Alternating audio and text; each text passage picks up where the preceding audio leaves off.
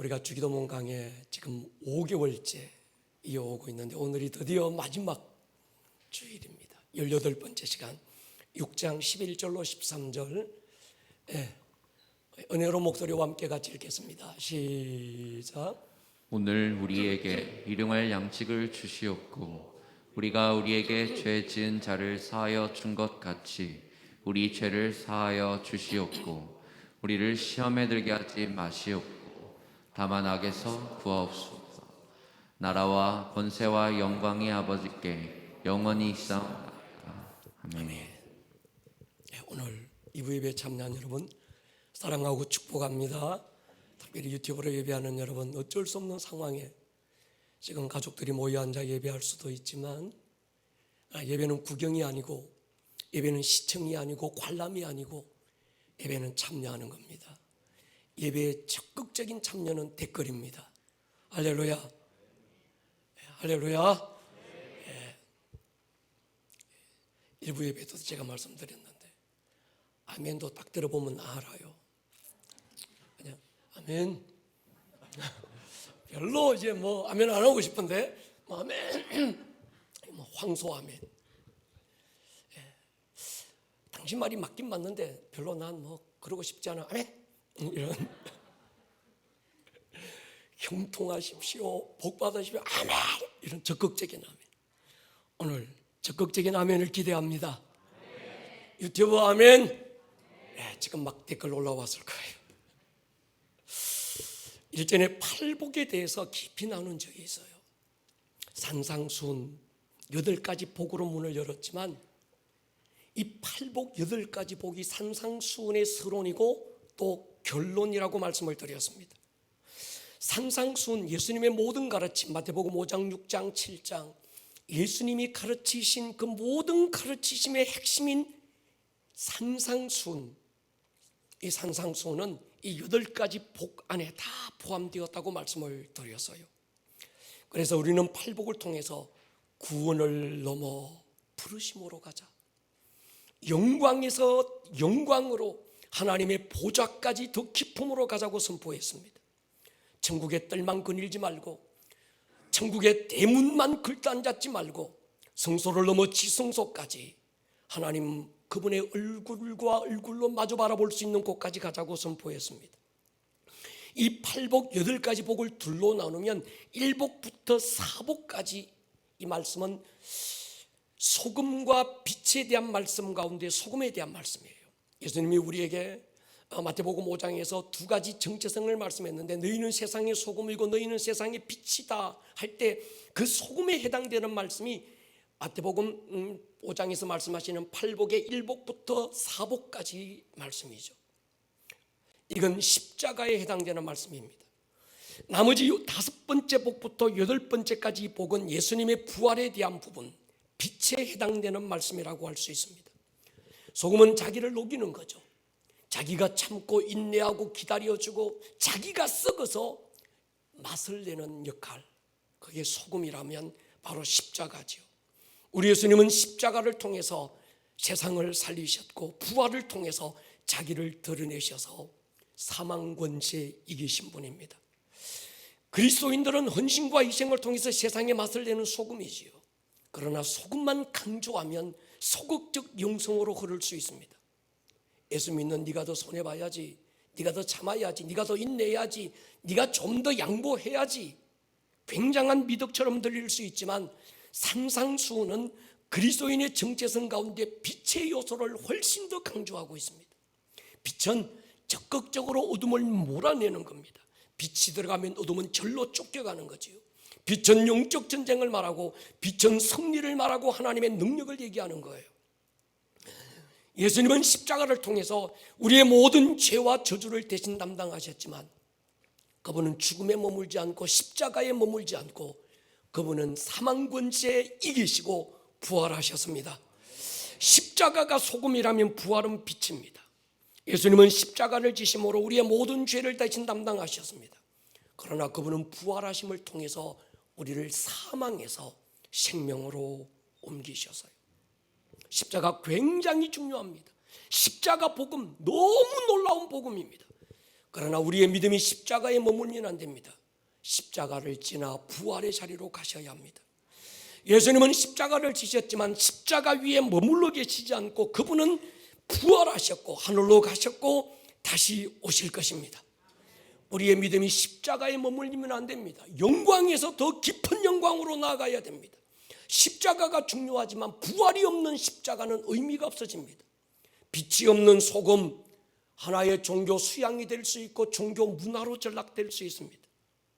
산상수훈, 마태복음 5장, 6장, 7장에서 이 산상수훈의 5장은 소금에 대한 주제입니다. 오른밤 치거든 왼밤도 돌려대라. 쏘고 가져가오는 왼밤도 돌려대라. 오리를 가고자 하거든 십리도 동행해 주어라. 소금에 대한 말씀이에요. 어떻게 우리가 소금의 역할을 감당할 수 있는가? 그것이 마태복음 5장의 내용이었다면 마태복음 이어지는 6장과 7장 산상수훈의 3분의 2는 소금을 넘어 빛에 대한 주제로 말씀하고 있습니다. 빛에 대한 말씀의 핵심은 바로 예배와 기도입니다. 우리는 소금의 영성도 필요합니다. 참아야지요. 남들보다 더 인내해야 되지요. 그리스도인이니까 희생해야 되지요. 양보해야지요. 손해봐야지요. 소금이 돼야 됩니다. 그러나 거기서 멈추면 안 됩니다. 우리는 빛으로 일어서셔야 합니다. 여러분, 특별히 엔타임 때 마지막 때라고 누구도 부인할 수 없는 이 엔타임 마지막 때는 소금이 아니라 빛으로서 일어날 교회들이 필요합니다.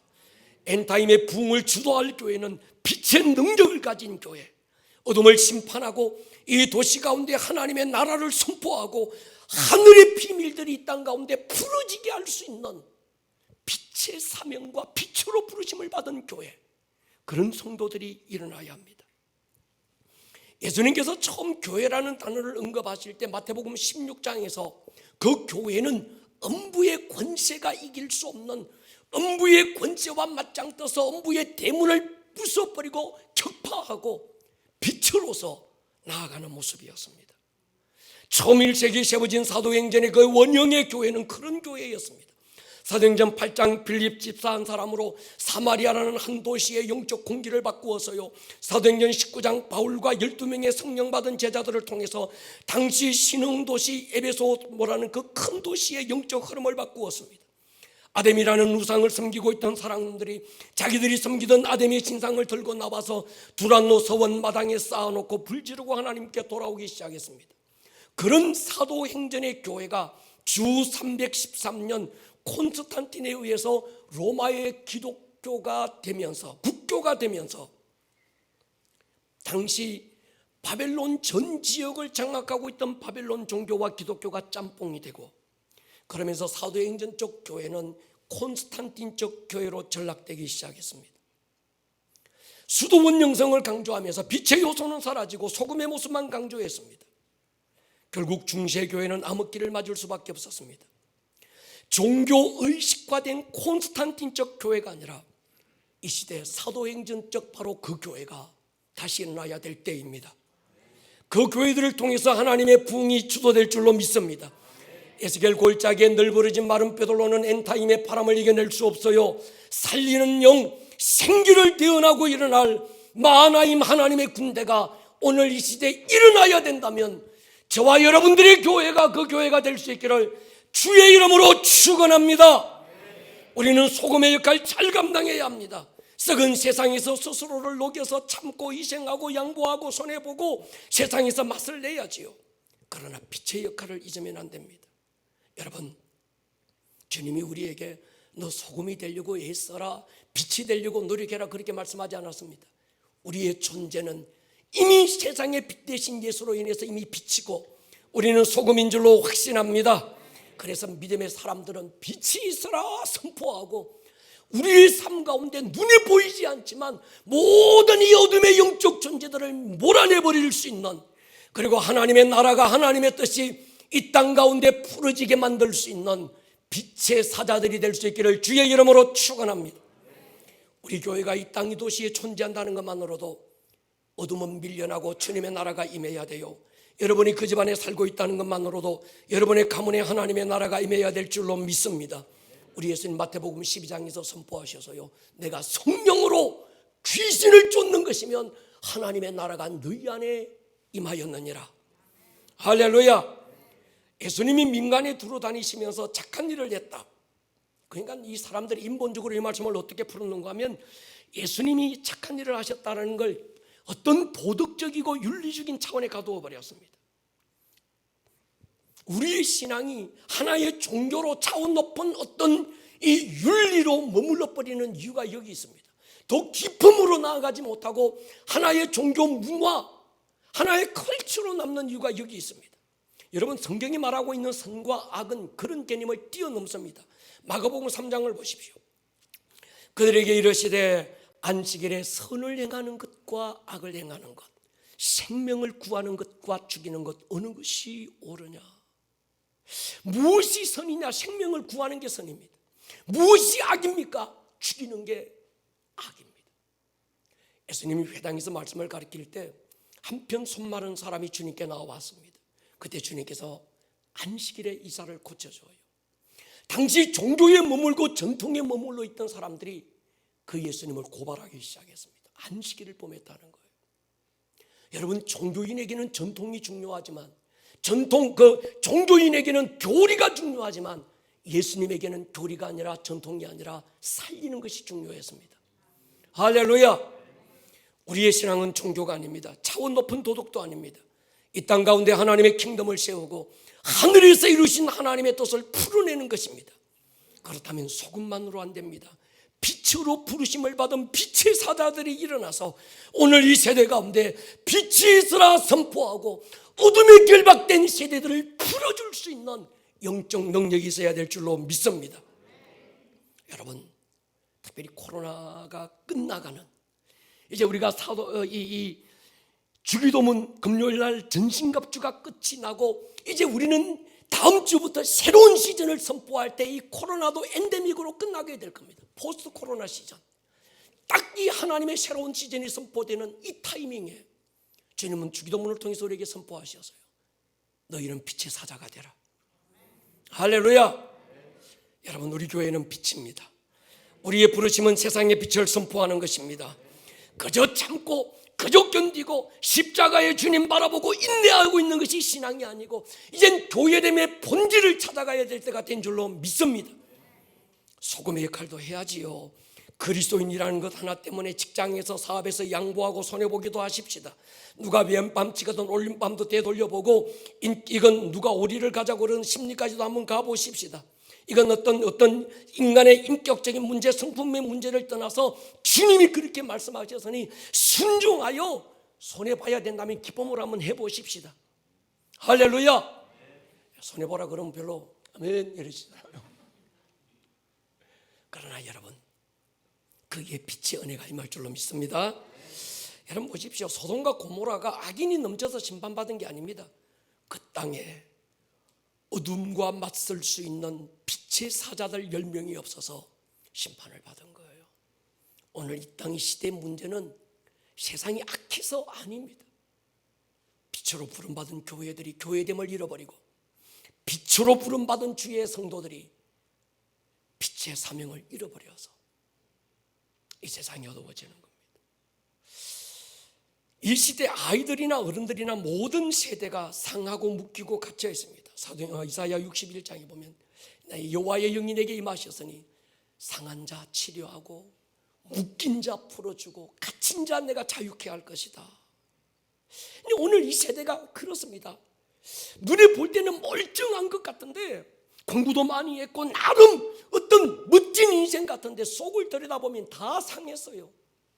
다 묶였습니다. 무언가에 결박되어 있는 거예요.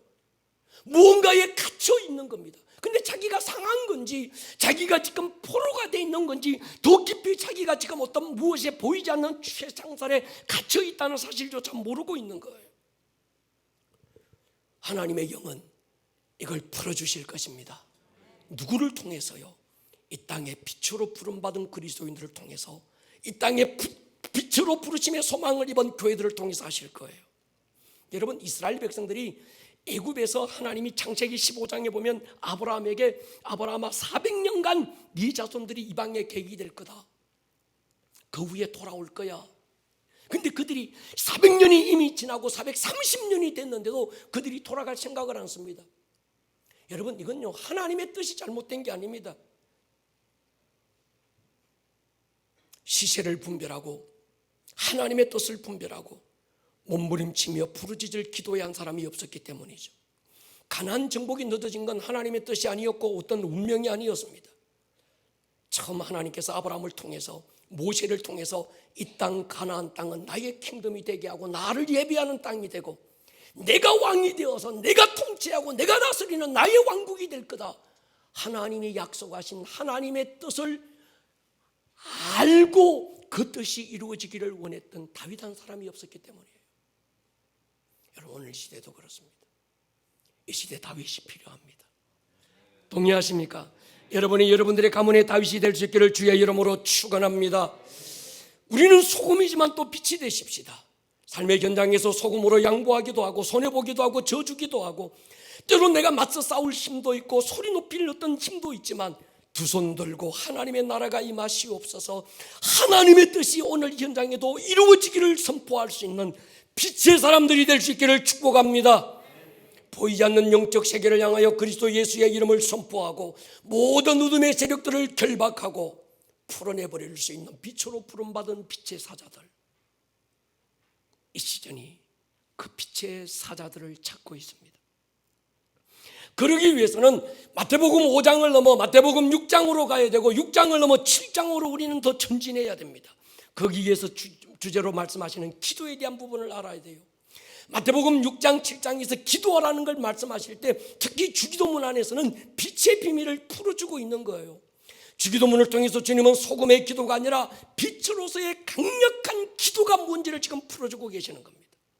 기도의 본질은 오늘 내 삶에 필요한 어떤 리더들, 내 삶에 필요한 어떤 작은 문제들, 해결해야 되는 그 문제들을 해결하고 마는 소금으로서의 역할만 필요한 게 아니라 훨씬 더 많이 기도 안에는 빛의 능력이 있다는 거예요. 아멘 하십시다. 여러분, 주기도문을 오늘 마지막으로 우리가 듣고 있고 매 시간마다 강조하셨어요. 항공모함, 전투함 끌고 나가서 고등어 새끼 몇 마리 잡고 나 다 했어 이러지 말자고. 그동안 우리의 기도는 전부 소금이었습니다. 요 문제 해결해주고 저게 필요하고 요걸 이겨야 되고 저것, 그거였어요. 근데 주님 말씀하십니다. 기도는 더 깊은 세계가 있다는 거예요. 할렐루야. 하나님의 나라를 끌어당길 수 있는 기도의 사람, 이미 하늘에서 풀어진 하나님의 뜻과 비밀을 알고 그 하나님의 뜻이 내 삶 가운데 풀어지기를 선포할 수 있는 사람, 너희는 먼저 그의 나라와 그의 의를 구하라, 그 기도할 수 있는 사람, 이게 빛의 기도예요. 여러분, 이게 기도의 본질입니다. 그래야 기도의 진정한 힘을 경험할 수 있습니다. 그래야 빛의 능력으로 세상을 이길 수 있습니다. 그래야 하늘의 문을 열 수 있습니다. 그래야 음부의 대문을 부숴버릴 수 있습니다. 그러기 위해서는 예배가 달라져야 합니다. 기존의 형식적인 예배, 종교 문화적인 예배, 묵도록 시작해서 죽도록 끝나는 어떤 그런 형식적인 예배, 하늘의 생기가 없는 마치 박제된 어떤 그런 사자, 박제된 사자 같은, 종이 호랑이 같은 그런 예배 갖고 안 됩니다. 실제적인 예배가 필요합니다. 하늘의 생기가 선포되는 그런 예배. 할렐루야. 그런 의미에서 우리 철야 기도는 점점 뜨거워질 것입니다. 우리 주일 예배는 더 깊어질 줄로 확신합니다. 지난 시간들을 보면 한국 교회의 기도는 먹는 문제 해결이었습니다. 세계가 한강의 기적이라고 놀라는 이 경제 부흥, 어느 지도자의 탁월함이 만든 게 아니었습니다. 여러분, 한국의 위상 세계 다녀보면 알아요.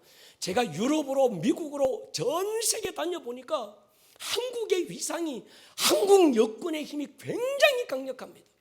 경제적으로 세계 7위, 6위까지 올랐습니다. 배후에는 교회들의 기도가 있었습니다. 하나님은 그 기도에 응답하셔서 묵는 문제 해결해 주셨고 입는 문제 해결해 주셨습니다. 한국교회는요, 먹는 문제 해결되니 주님 은혜로 입는 문제 해결되고 나니까 기도를 잃어버렸습니다. 선교의 열정을 잃어버렸습니다. 하나님 나라에 대한 열망도 식어지고 말았습니다. 교회들마다 기도의 불이 꺼졌고 세상은 먹고 마시는 것은 풍성했는데 이 사람들의 삶은 더 비참해지고 말았습니다.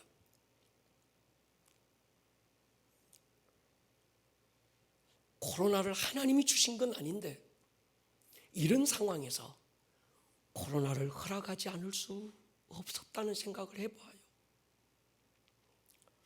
마태복음 21장 성전 회복을 위한 채찍을 틀 수밖에 없었겠구나.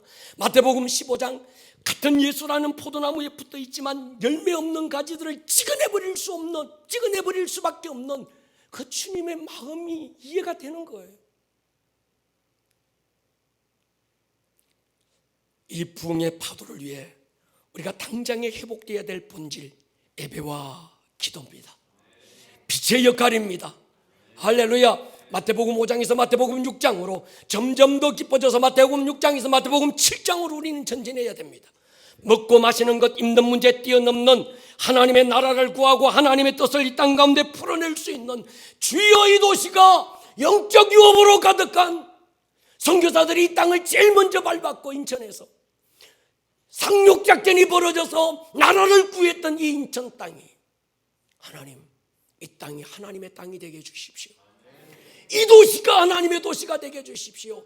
주가 이 도시의 왕이고 주가 이 도시의 통치자입니다. 선포할 수 있는 그런 교회들이 일어나야 되는 거예요. 목사님, 기도할 게 없어요. 먹을 것도 있고요, 마실 것도 있고요, 내가 별로 문제가 없어요, 사는데. 어떤 분은 목사님 너무 바빠요. 여러분, 바빠도 기도해야 될 이유를 아는 사람, 먹고 마시고 아쉬운 것이 없지만 더 처절하게 하나님 앞에 무릎 꿇고 몸부림칠 수 있는 사람, 빛의 사람들입니다. 할렐루야. 제가 어렸을 때 부흥 강사님들이 하셨던 말씀이 있어요. 저는 처음에 그 부흥 강사님들이 이 말이 무슨 말인지 몰랐습니다. 막 부흥하시다가 내 팔 들고 오기 전에 두 손 들고 와서 가슴을 찢어라, 막 회개하시고 막 이렇게 얘기하시더라고요. 내 팔 들고 오는 게 뭐지? 지금 조금 알 것 같아요. 내 팔을 드는 건 병들어서 병원에 실려갈 때 내 팔 들고 오는 거예요. 하나님 앞에 천부여 이제 없어서 내 팔 들고 오지 말고 찬양의 두 손을 들고 올 수 있기를 축복합니다. 승리의 두 손 들고 올 수 있기를 축복합니다. 먹고 마시고 입는 문제 중요하고 다급하지만 그것으로 세상이 바뀌지 않습니다. 윌리엄 윌버포스처럼 존 낙스 같은 기도의 사람들이 일어나 하나님이 나라 이 민족 이 땅에 부흥을 주지 아니하시려거든 차라리 생명 거두어 가십시오. 몸부림칠 수 있는 기도의 사람들이 일어나야 되지 않겠습니까? 여러분, 기도를 믿으십니까? 유튜버 여러분, 기도를 믿습니까? 그러면 하라는 대로 한번 해보십시다. 너희는 먼저 그의 나라를 구하고 그의 의를 구해라. 주기도문은 여기서 끝나도 괜찮습니다. 조금도 모자람이 없습니다. 그럼에도 기본적으로 우리의 삶에 필요한 세 가지를 주님은 우리에게 말씀하셨어요. 첫 번째가 일용할 양식의 문제죠. 지난주 저지난주 말씀드려서요, 10년 먹을 양식 말고 하루 먹을 일용할 양식을 구하라고 하신 이유가 뭘까? 유대인들에게 일용할 양식은 만나였어요.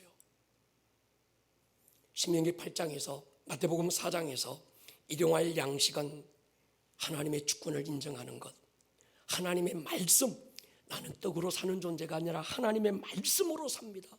요한복음 6장에서 모세가 너희에게 하늘로부터 온 떡을 준 것이 아니고 내가 생명의 떡이다, 나를 주고 싶은 거예요. 우리는 하루 먹을 양식을 구하고 얻을 때마다 동일하게 예수가 필요합니다.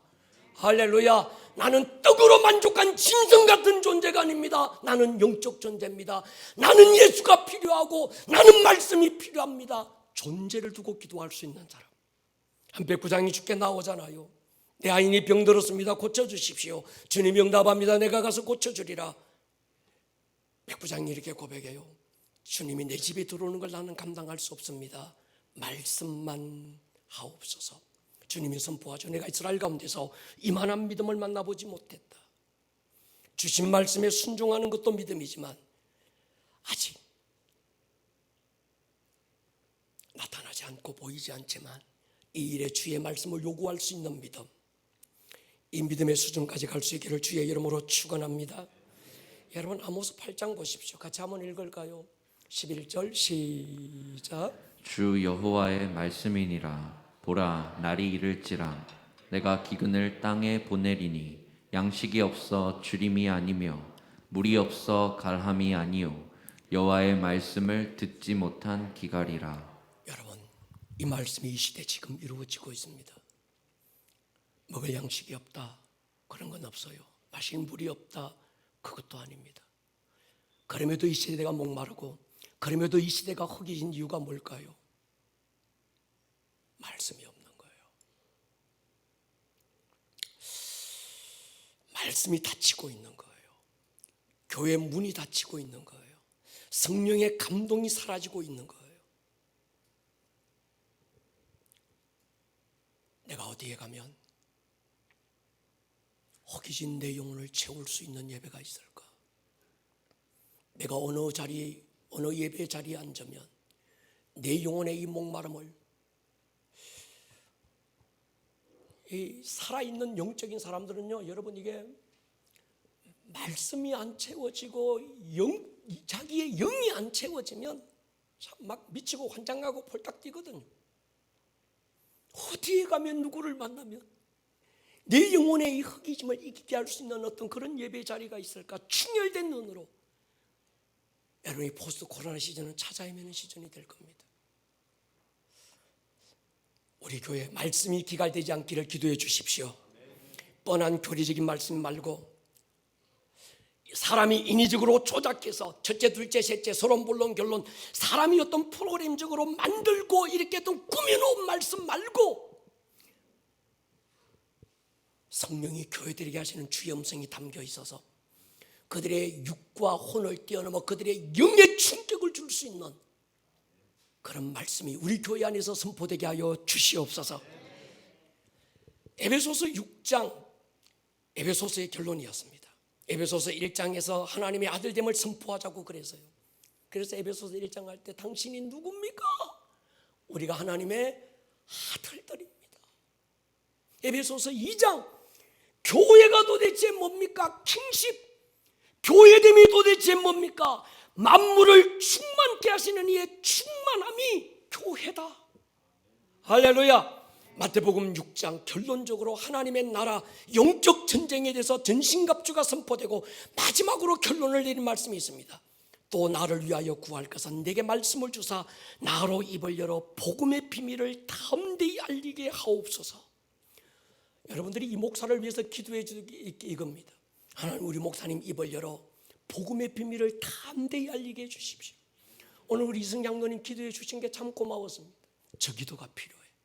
하나님, 주의 종이 강단에 설 때마다 복음에 물타지 않고 인위적으로 조작하고 인위적으로 어떤 꾸며 만든 복음이 아니라 가감되지 않는 성령께서 말씀하시는 주님의 음성이 진리 안에서 선포되게 하여 주시옵소서. 이건 이 목사만이 아니라 우리의 다음 세대를 담당하고 있는 부목사님들과 우리 부교육자들 다 이 기도가 필요합니다.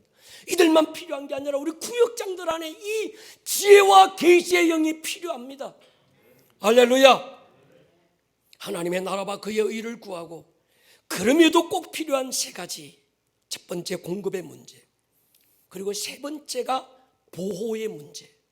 그 사이에 용서의 문제가 박혀 있어요. 이 용서의 문제 보십시오.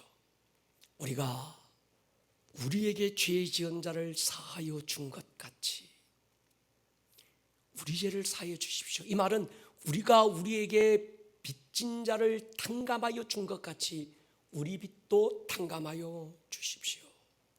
헬라어 원문을 그대로 직역하면 이렇습니다. 주님은 우리의 기초적인 필요 가운데 용서의 문제를 가운데 끼워 놓으셨어요. 주여, 누가 나에게 큰 빚을 졌는데 내가 그의 빚을 탕감해 주어서 그를 완전히 자유케 했습니다. 이처럼 하나님 앞에 나의 빚도 탕감해 주셔서 주 앞에 자유케 되기를 원합니다. 이스라엘 백성들이 그 대를 이어가는 가난의 문제, 이 채무의 문제를 해결할 수 없었던 건 하나였습니다. 고리대금입니다.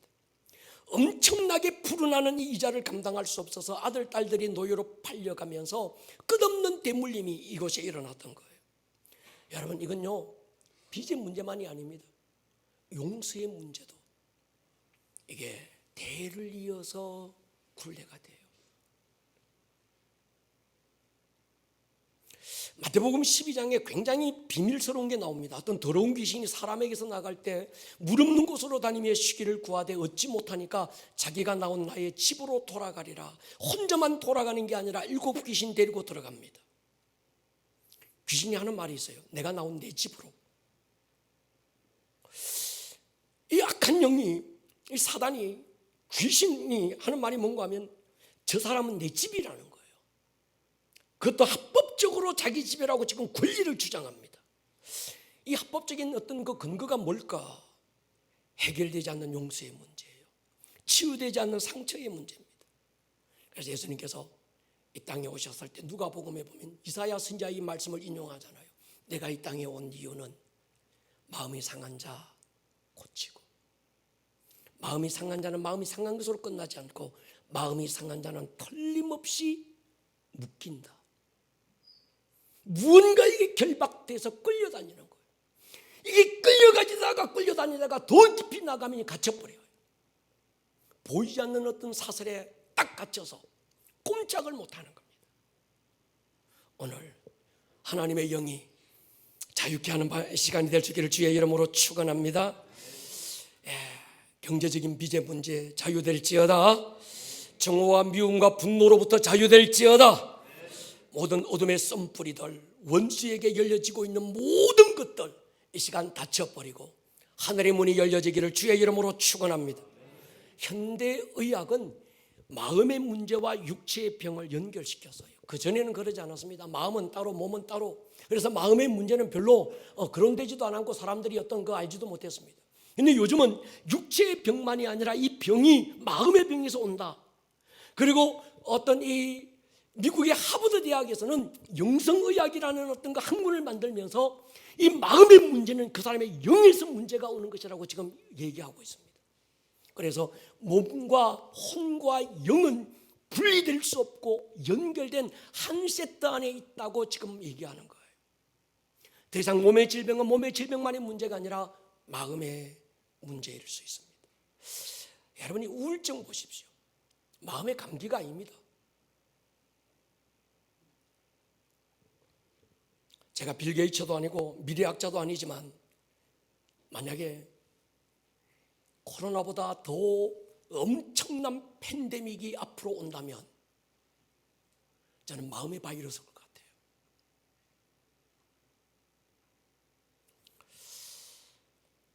여러분, 이 마음의 바이러스를 무엇으로 이길까요? 용서입니다.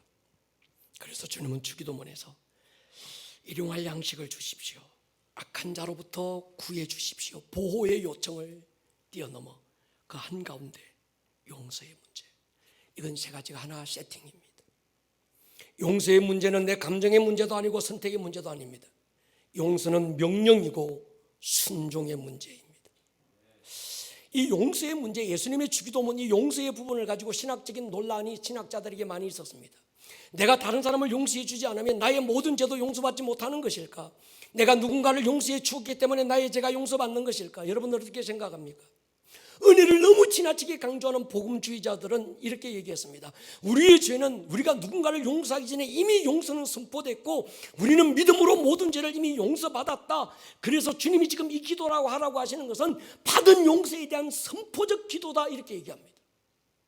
율법적인 걸 강조하는 신학자들은 이렇게 얘기합니다. 다른 사람들의 잘못을 용서하지 않으면 당신도 결코 용서받지 못할 겁니다. 어느 게 맞는 겁니까? 어느 편에 줄을 서야 됩니까? 그러나 여러분, 분명한 것은 용서는 구원의 문제와는 아무 상관없습니다. 용서는 순종의 명령, 순종의 문제고 하나님 주님의 명령입니다. 구약의 율법에는 용서 자체가 없었습니다. 동영보복, 눈에는 눈, 이에는 이. 그래서 예수님이 땅에 오시기 전 구약 어디에도 용서라는 단어가 없었습니다.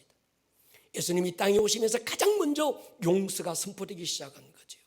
마태복음 5장에 보십시오. 눈은 눈으로, 이는 이로 갚아라 했다는 걸 너희가 들었지만 나는 너희에게 이른다. 누가 너희 오른뺨을 치거든 왼편도 돌려대고 너를 너를 고발해서 속옷을 가지고 가는 자에게는 그것까지도 주어버리라. 또 너희에게 이르노니 너희 원수를 사랑하고 너희를 박해하는 자를 위하여 기도해라. 내가 너희를 사랑하는 너희가 너희를 사랑하는 자를 사랑하면 무슨 상이 있어요? 세리들도 이같이 하느니라. 용서는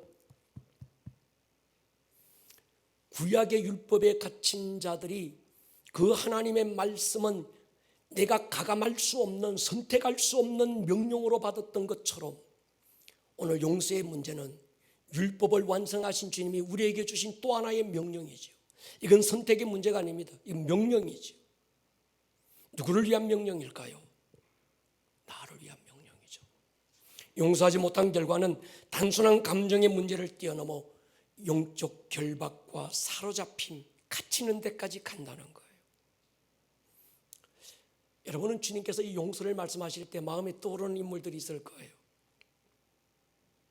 당시 지금 예수님께서 산상순 산에 모여 있는 성도들에게 이 주기도문을 말씀하실 때, 용서해라고 말씀하실 때 그들의 머리에 떠오른 인물들이 있었습니다.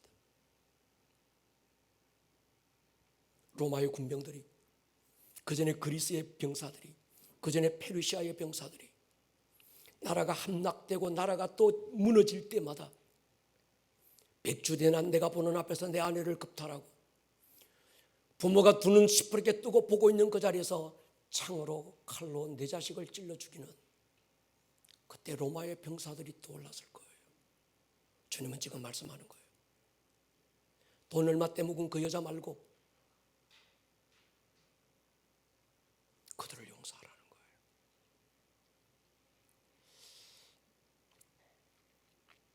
용서를 넘어 용납하라는 거예요. 용납을 넘어 사랑하고 축복하라는 거예요. 참 용서만큼 힘든 게 없습니다.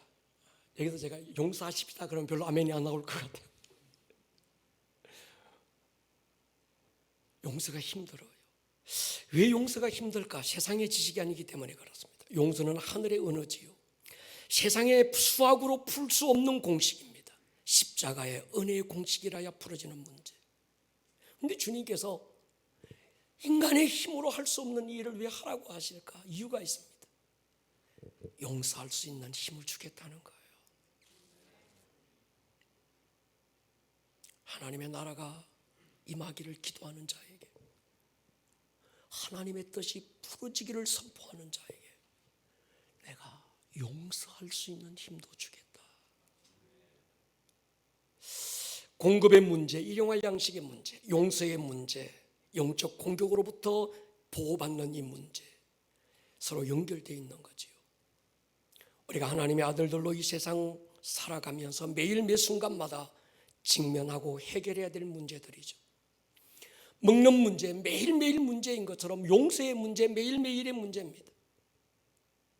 악한 영들의 공격, 우는 사자처럼 삼킬 자를 찾고 있습니다. 한 번은 베드로가 주님께 물어요. 사람들이 내게 죄를 범하면 몇 번을 용서해야 합니까? 그때 베드로가 하는 얘기는 동일한 죄를 얘기하는 거예요. 동일한 잘못. 어떤 한 사람이 자기에게 동일한 어떤 잘못을 했을 때 몇 번 용서하면 됩니까? 한 7번 정도 하면 됩니까? 그때 주님이 하신 말씀이 있습니다. 70번씩 7번이라도 해라. 제가 생각해 봤습니다. 어느 누가 똑같은 잘못을 나에게 490번 한다면 난 용서할 수 있을까? 죄송합니다. 용서가 안 될 것 같아요. 목사니까 한 10번 정도는 내가 봐줄 것 같아요. 아니야, 20번은 봐줄 것 같아. 예수가 나중이네 하고 한 100번은 할 것 같아요. 근데 그 이상은 안 될 것 같아요. 근데 내가 생각해 봤습니다. 여러분, 어느 누가 나에게 똑같은 잘못을 490번 할 수 있는 사람이 있을까? 없더라고요. 이 말은 무슨 말씀일까요? 그러면 여러분, 도저히 인간으로서는 할 수 없는 잘못을 그가 한다고 하더라도 용서해 줘라 이 말이거든요. 참 잔인하기도 하셔라. 한 번은 사람들이 예수님을 시험하려고 현장에서 가나마다 잡혀온 한 여인을 끌고 옵니다. 감추어진 업무가 있어서요, 예수님을 시험하려는 거예요. 간음은 혼자 할 수 있는 죄가 아닌데 남자 사내는 어디로 갔는지 행방은 묘연하고 그 여자만 끌려왔습니다. 그들의 얼굴에는 분노와 정죄로 가득했고 그들의 손에는 무서운 짱돌이 들려 있었습니다. 옷구름 추스릴 여지도 없은 채 끌려왔던 이 여인, 온갖 수치와 두려움에 사로잡혀 떨고 있습니다. 주님이 땅바닥에 뭘 쓰세요? 무슨 말씀을 쓰셨을까? 제가 천국 가면 먼저 줘보려고 그래요. 근데 주님이 하신 말씀이 있습니다. 너희 중에 죄 없는 자가 이 여인을 돌로 치라. 여러분, 이 말씀은 그때 그 여인에게 하신 말씀만은 아니지 않을까요? 오늘 저와 여러분들에게 하시는 주님의 음성은 아닐까요? 내 아들아, 내 딸아, 만약에 네가 아무 죄가 없다고 생각하면 누구도 용서하지 않아도 괜찮아. 그런데 네가 지은 죄가 있다면 용서하지 않아도 될 자격이 네게 없는 거야.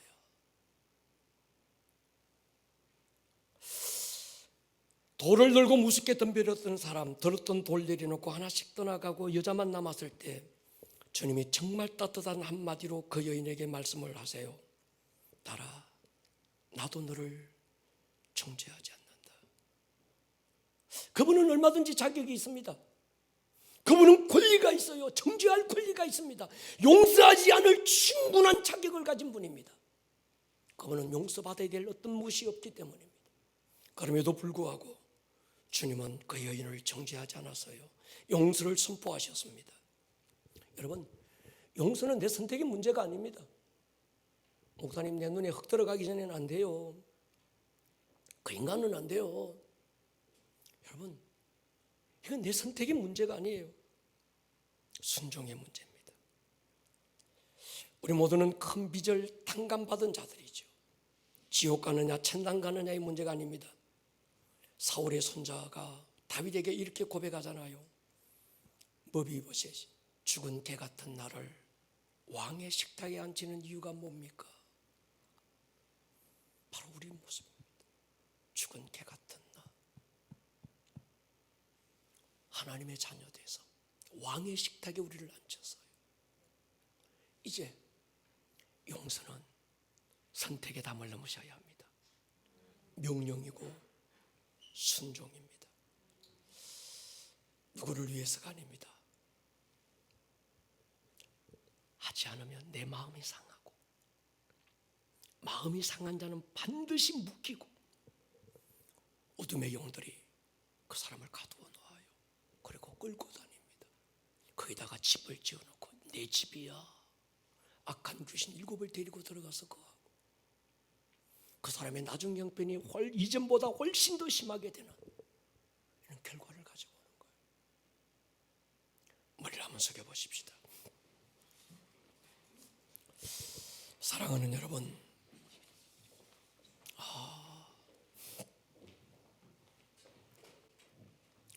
주기도문 오늘 마지막 시간입니다. 들은 것으로, 이해한 것으로, 알고 있는 것으로 끝나면 안 됩니다. 살아내지 못한 복음은 복음이 아닙니다. 주님,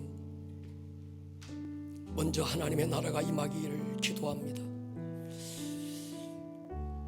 내가 주인이 아니고 내가 왕이 아니고 나의 킹덤이 아니라 하나님이 나의 왕입니다. 하나님이 내 삶의 주권을 가지고 있습니다.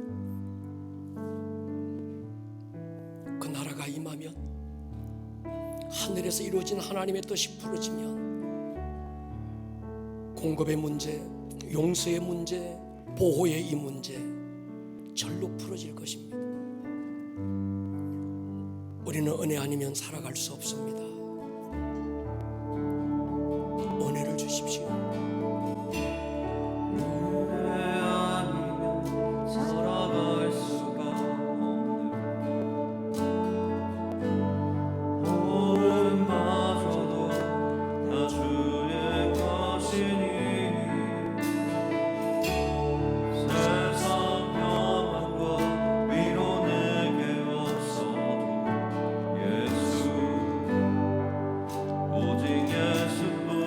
같이 한번 고백할까요? 은혜 아니면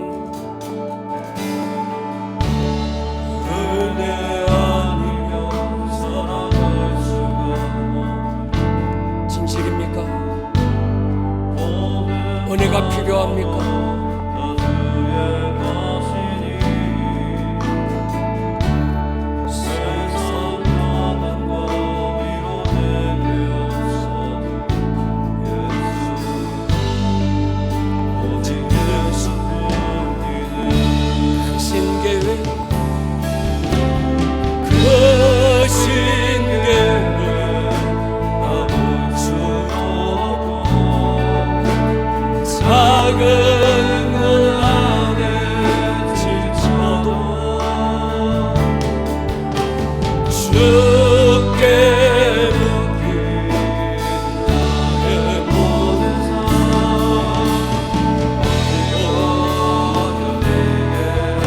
은혜 아니면 살아갈 수가 없습니다. 은혜 아니면 살아갈 수가 나의 모든 것 주께 맡기니 남의 평안과 위로 내려주시니 자리에서 우리 한번 일었습니다. 두 손 번쩍 들고 한번 고백합니다. 그 신교에 나는 알 수 없습니다. 그 신교에 나는 없고 작은 고난에 지쳐도 주께 나의 모든 삶 버티고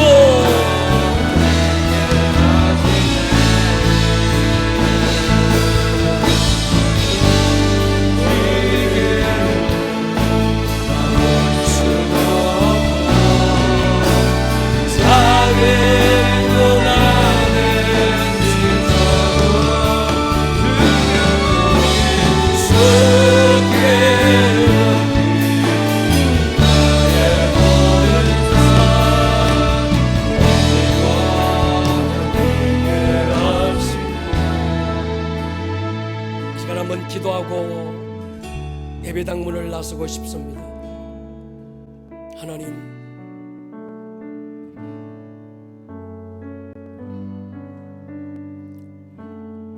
소금을 넘어 빛으로 살기 원합니다.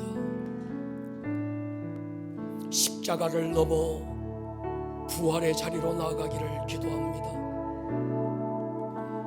오늘 이 시즌 하나님의 아들들을, 하나님의 자녀들이 하나님의 자녀됨을 회복하고 이 땅에 세워졌던 교회가 교회됨을 회복하고 이 땅, 이 도시, 이 나라, 이 민족, 이 세대 가운데 주의 나라가 임하기를 선포하고 빛으로 부름받은 사자들이 주여 도처에 일어나게 해주십시오.